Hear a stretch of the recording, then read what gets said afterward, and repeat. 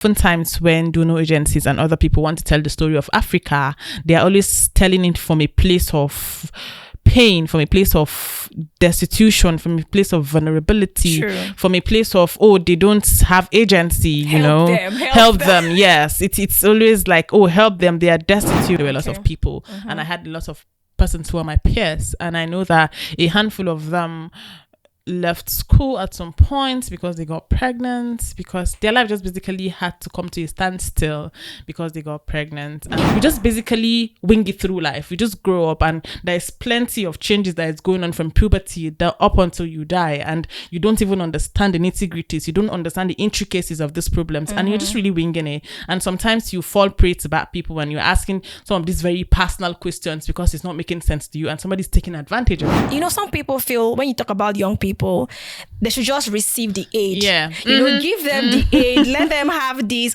Do this for young people. But there is no focus on do this with young people. And what are young people doing by themselves? Exactly, because they are key players as well.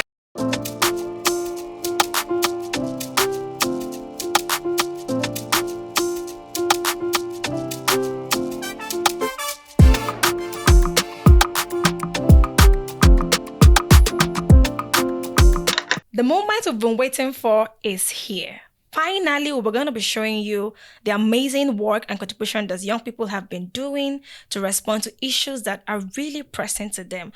We've been asking for youth inclusion, youth response, youth efforts. Where are the young people? What are they doing? Yes, in Nigeria, where we have 40% of young people making the population, won't tell you that there are a lot of them at different corners, different places, doing a lot to contribute to the SDG goals, yes. And their results have been so amazing. Today, I will be speaking to one of those Nigerian youths around the problem they've seen, the efforts they're making, and the commitment they're even still making even till date. We'd like you to hear this story.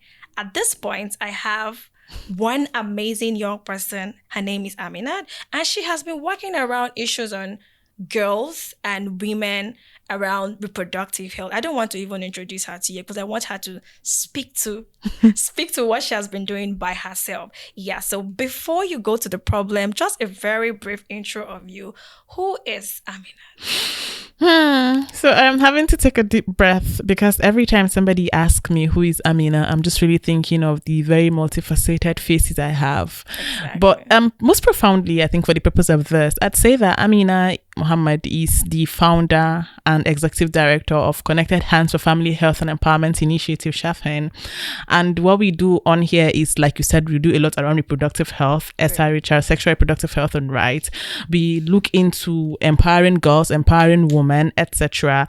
We just basically want to make sure that reproductive justice is a thing and everybody has access to it. We want to also make sure that reproductive health, be it for the mother, for the child, for the adolescent, for the young people, is very, very much in place. Wow. So I think in summary, that's Amina. And of course, I do a lot of other things. I am an international facilitator, so I facilitate sessions for young people, mostly survivors of violence or people who just really want to scale up whatever it is that they're doing.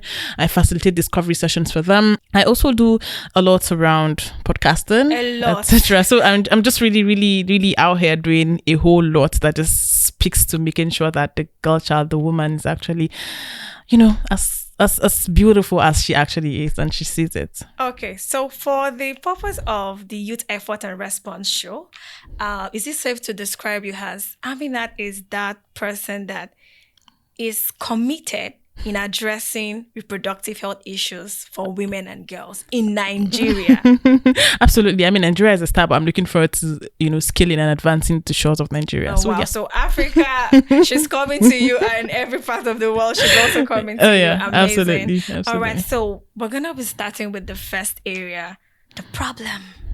Okay.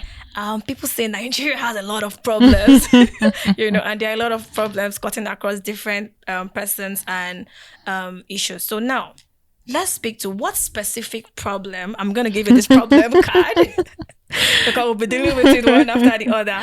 What specific problem did you really see, and can you speak to the issue in terms of maybe location, how you came across this problem and all? Okay, so I am a northerner, and I'm really glad that this show is happening. Just yesterday, I started reading this book titled "How to Tell an African Story in 8 Steps." I think that's how they coined the title, and it was just basically saying that oftentimes when donor agencies and other people want to tell the story of Africa, they are always telling it from a place of pain, from a place of destitution, from a place of vulnerability, from a place of they don't have agency, help them. Yes, it's always like, help them, they are destitute. And oftentimes it's really, they don't show the Africans who are doing amazing work, right? The Africans who have agency, the Africans who are just really out there making their mark in the world. So I'm really glad that this is coming from that perspective. Yes, we want to be able to say that we identify these problems, we know these problems, but we are not just folding our arms and sitting down. We're also putting in the work. Okay. Absolutely. So back to your question. So the problem that I see, right, and that I find very, very, very, very personal is the issue of plenty unwanted pregnancies. So while I was growing up, I stayed in an estate, kind of. No, not an estate, but it was really basically, it had a lot of houses and there were lots of people, and I had a lot of persons who are my peers, and I know that a handful of them left school at some point because they got pregnant, because their life just basically had to come to a standstill because they got pregnant. And even while I was in school, I know there was a time a senior of mine was rumored to have been pregnant, and she just stopped coming to school, and plenty of information were peddled, etc. And another thing is, brief one, while I was at university, I attended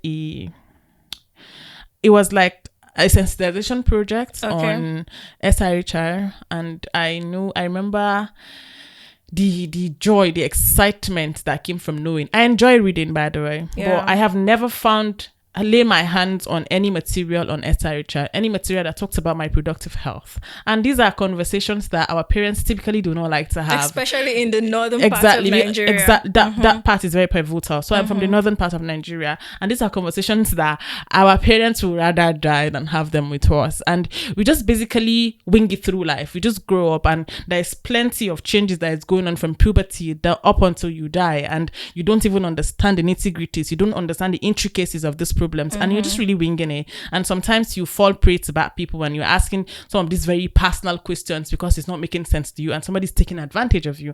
I remember we're sitting down in a parlor one time, and we saw this Fun Time. It was Fun Time on NTA that time, and there was this lady that they went to visit another family, and the family, the girl that came to visit was asking her mom, is it safe to have sex on the beach? And the mom is like, no, this, and she was explaining, and the other lady is like, what rubbish, why will you be telling your daughter about sex? And really, right? And her daughter, that's the lady who was going, why will you be telling your daughter about sex, eventually actually went to go and ask somebody outside the neighborhood, and the person is like, come to my house, I'll show you in practical. And that was how she took in. And this is just one very small example, but there are 10,001 more.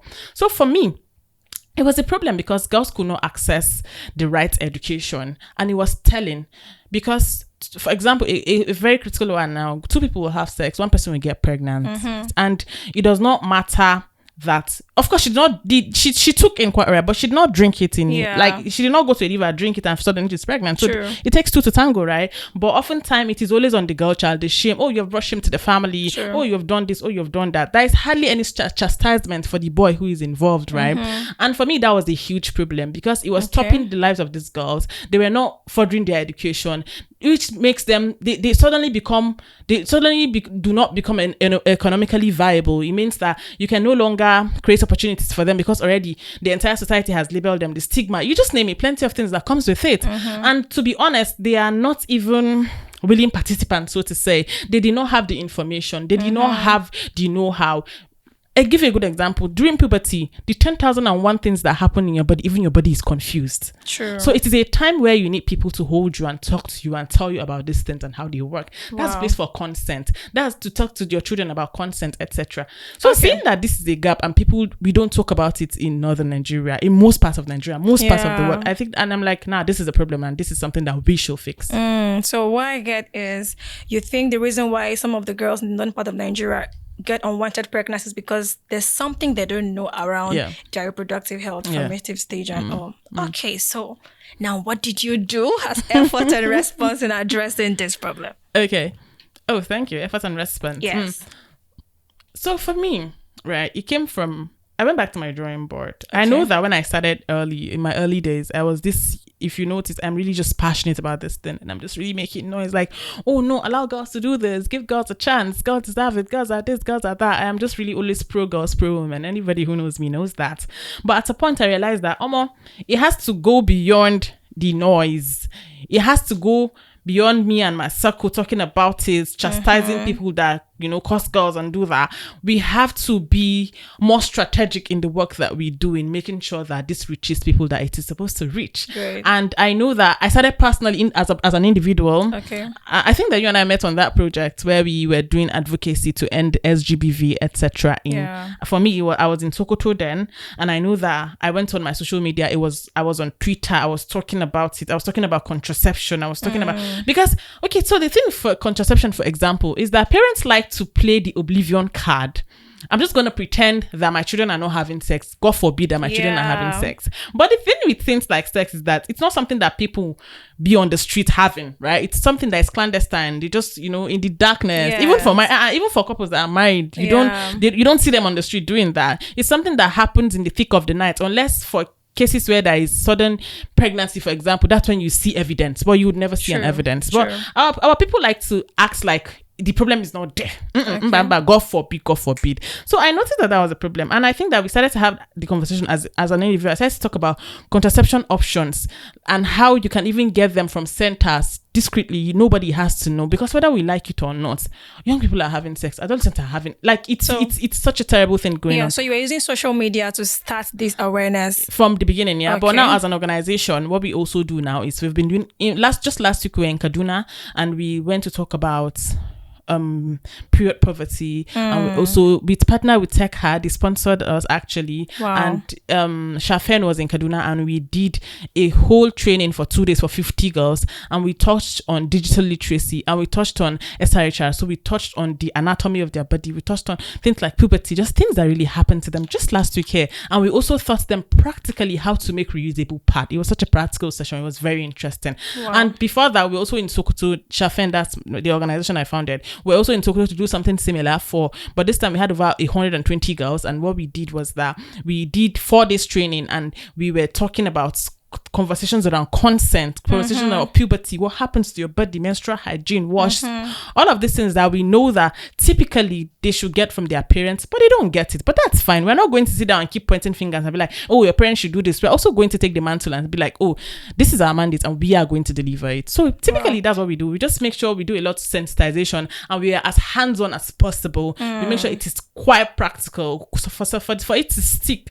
And we've really been focusing on out-of-school girls, because we notice that out-of-school girls we know that girls are marginalized, women are marginalized, but out-of-school girls are extra marginalized because it severes their chances of even ever being economically viable, because they're no longer going to school.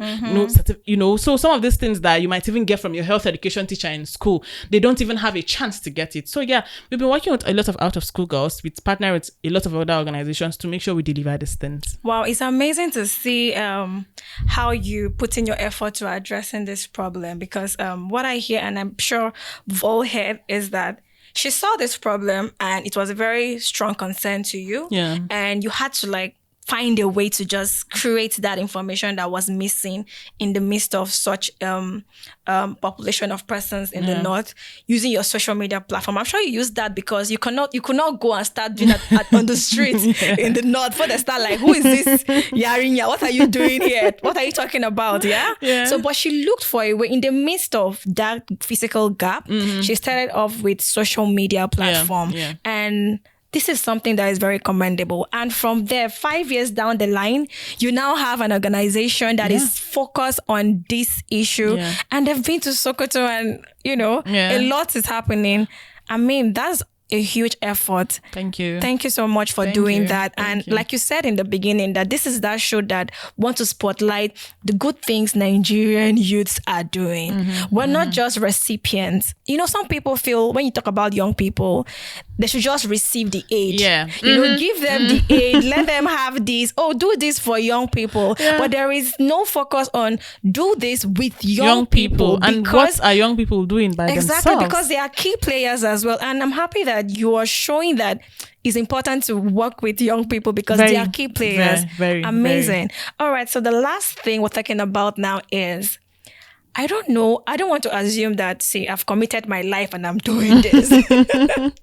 I'm doing this and this only until I see the result. We would like you to share with us what your current commitment is, and also what will you want people out there to commit to that will contribute to addressing this problem, especially in the northern part of Nigeria. I'm hitting on that location because, we need that fix in that context area. Okay, so give me a commitment, sir. Yes, please. Thank you. This is so personal right now to us and to everybody that is going to see this. So for commitments, right? Personally, I believe what is worth doing well. And so I'm definitely going to continue trailing on this line, making sure that, for example, I was in Kaduna, I've been in Sokoto, I am going to be in Jigawa.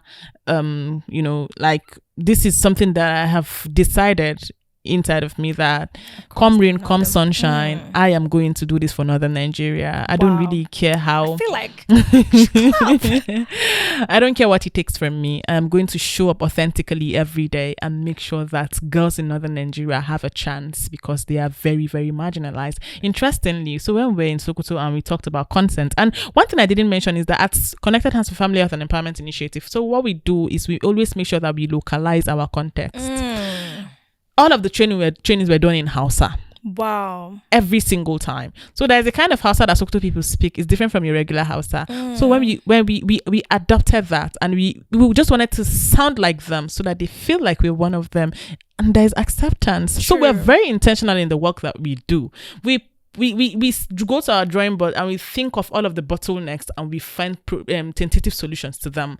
I just really wanted to mention that. So for me, I think this is a true localization. When I say localization of your work. So I think for me is we are going to continue going back to that designing board. We're going to continue changing and making sure that other girls in Northern Nigeria actually get that. And again, personally, currently, I'm also I am among the people that are really lending a voice and trying to ask Senator Issa why he's trying to repeal the Violence Against Persons Prohibitions Act. Trying to engage the government. Exactly. Now. So, I work in policy also. By the way, I am also a researcher. So there is a lot of hats that I wear. And oftentimes, whatever hat I decide to doing, I always ask myself, how does it key into reproductive justice? That is justice for me. So for me, my commitment is definitely going to make sure that I continue to lend a voice as far as reproductive health is concerned, as far as reproductive justice is concerned, as far as ending violence against women, against girls is concerned. And that is why we are shouting and asking Senator Issa, why are we repealing the VAP Act when we can just amend it? And so I think typically for Shafhen,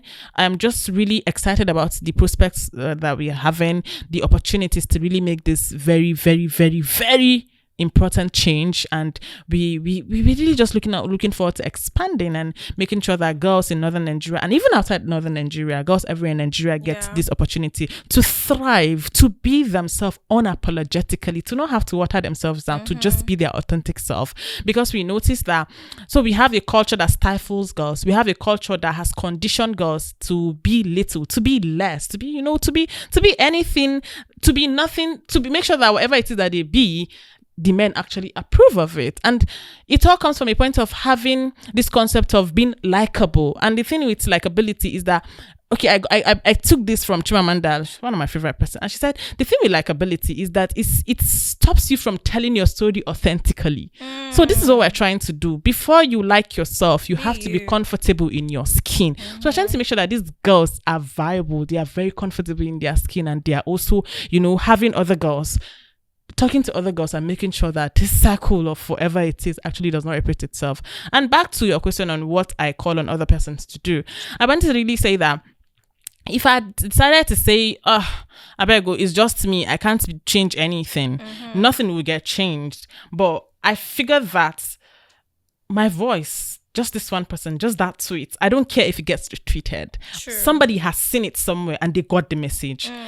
So in essence, what I'm trying to say is that that's one effort from you. You might think it's nothing, but it goes a long way. Wow. To be honest, from the beginning, I didn't even really think that I was getting any traction. But I just know that when I go out, probably to an event, because the thing is, we are very conservative people. So by the time you tweet about contraception, by the time you tweet about content, etc., people might not be able to come to the tier and tell you this makes sense. Oh, thank you for this. But when they see you in person, they're like, oh my God, I saw that your tweet on contraception options. I thank you. That meant a lot to me. Or in your DM, some people go as far as creating a fake account just to come to your DM and be like, thank you very much. Like, this was helpful. True. And to me, that's just the icing on the cake. True. I don't even have to know you. I just have to know that you have done something. So I'm just really saying that as an individual, you might think that, oh, it's just me. Yeah, but that's all it takes. It just has to start with just you. Yeah. We've had all it started was all Martin Luther King, all he had was a dream. It was just him. But look where we are today. Yeah. Wow. So wrapping up on this section, what she has said is, if you're listening to this right now and you are in the north, that's my own key. You're in the north. Don't wait to figure it out all. Don't wait to have everything that you probably feel you need before you actually get started. With just your social media platform, like how she started, you can also join in responding to these same issues. And if you're also in the north and you feel you want to work with her, feel free to reach out to her, because her handle will be also added here. You can contact her and work together. They say now collaborate together, collaborate together. And I think the more the voices, the more the effort, the more results we see. So, I mean, that's it. I keep saying that the place of community can never be overemphasized. Yeah. If I decide to say that I want to toe a line just me, right? I might be able to get feedback and get some action. But just imagine if there are 10 of us coming together for that same purpose. Exactly. Maybe it took me 6 years to get a response. Trust me, by the time we're at 10, it might take us just 3 to get a response. Yeah. So yes, as much as I encourage you to do this thing by yourself, you should also look into the prospect of creating a community. Nothing beats community, because for me personally, the things that community has held me, community has been there for me for times, because it gets tiring, right? I mean, you just finish. Yes, you just finish making sure that the VAP Act is passed, and you wake up the next day and somebody's saying, let's throw the VAP Act away. So let me leave this as also a commitment. I don't know if many persons even know that they are repealing the VAP Act right now in Nigeria, and that has been the only law that people have been using to protect all this sexual injustice issue. And right now, somebody's trying to repeal it. And so now, do you know about it? If you also want to jump on addressing this, you should start asking questions. Yeah, ask your senators. Why are we repealing this VAP Act? Probe, ask. It's your right. Like, I think that it's the thing with Nigerians. We don't know the amount of information we have in our arsenal. It's your right to actually ask these questions, right? Ask your senators, what is the importance of repealing this VAP Act in a time where PMS petrol is about 1,000 plus, in a time where inflation is, according to, I don't know, 40%, but to me, I think that inflation is actually 100%. I think that the last thing anybody should be focused on now is repealing a law that works for the citizens. But it is happening right under our nose. It means something is like there's a problem somewhere that needs to be fixed. If we do not ask these right questions, if we do not come out to say that, no, we don't understand this, what is going on, somebody has to, it is not going to change. Manna is not going to fall from heaven. I am so sorry. This is not 1430 BC. This is 2024. No manna is coming from heaven. We are all we have got. If we do not ask these questions, and good thing is now social media, be on Twitter and tag and ask politely, ask, okay, explain to us why this repeal is important. Talk to us. That is just all we are asking. The more we ask, the more we might have results. So of course. I believe you can see that when we say young people and youths, you can actually see the actual passion even when she was speaking.